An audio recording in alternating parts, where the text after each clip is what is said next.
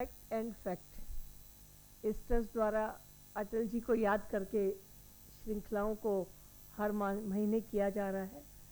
मैं भाई नवीन जी को बहुत बधाई देती हूँ कि ऐसी शख्सियत जिनके ऊपर पूरे भारतवर्ष को गर्व है, उनका आयोजन कार्यक्रम का इस तरह से किया सीरीज़ के माध्यम से। और इस कार्यक्रम में आज मंच पर उपस्थित अतिथि के रूप में मेरे भाई अनुज शर्मा जी, लगातार हम दोनों बहुत लंबे समय से एक साथ काम कर रहे हैं। भाई संजय जी, हमारी बहन पूजा जी, पूनम जी और उपस्थित हमारे सभी कविगण। अटल जी एक ऐसा व्यक्ति जिसे किसी भी पार्टी से बांधा नहीं जा सकता, और अगर मैं सही कहूँ तो उसे किसी देश से भी बांधा नहीं जा सकता, क्योंकि उनकी सोच बहुत अलग थी, सबको साथ लेकर चलने की थी। और अटल जी ने हमेशा अपने जीवन में जिस तरह का आचरण किया, जिस तरह का व्यवहार किया, वो सीमाओं से परे था। क्या कोई व्यक्ति सोच सकता है कि एक सरकार जो चल रही है उसको मात्र एक वोट पर जाना पड़ जाए?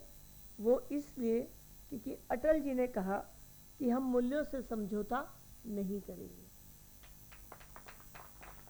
क्या कोई सोच सकता है विकास की सीढ़ियों पर जिसने चलना शुरू किया हो, वो देश कहे कि मुझे परमाणु प्रशिक्षण करना है, और जबकि अमेरिका जैसे देश कह दें कि अगर आप परमाणु प्रशिक्षण करेंगे तो हम आपके ऊपर बैन लगा देंगे। और एक नहीं, दो नहीं, तीन सफल परमाणु प्रशिक्षण अटल जी ने अपने समय में 7 वैज्ञानिकों के खड़े होकर करवाए।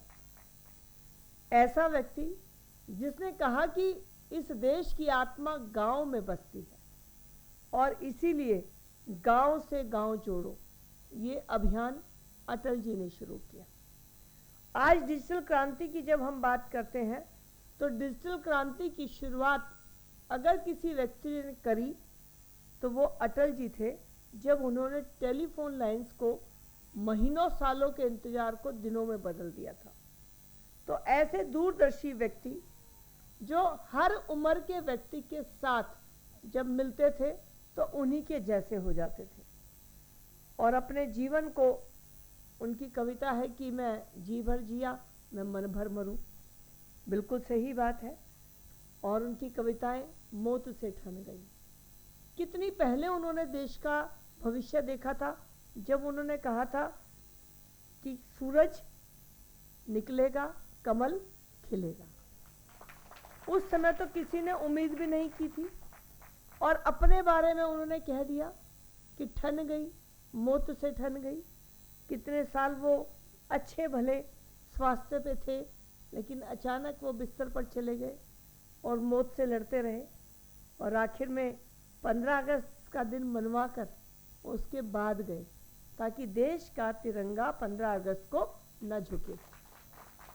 तो ठन ही गई थी उनकी मौत से, तभी उन्होंने ये आखिर के जो दिन हॉस्पिटल में निकाले, वो मौत को हराया था उन्होंने, क्योंकि प्रधानमंत्री थे, झंडे को झुकाना अनिवार्य हो जाता, और देश के झंडे को 15 अगस्त पर झुकाना शायद उनकी आत्मा इस बात को बर्दाश्त न कर पाई, इसीलिए उन्होंने खुद को तकलीफ दी, लेकिन झंडे को झुकने नहीं दिया।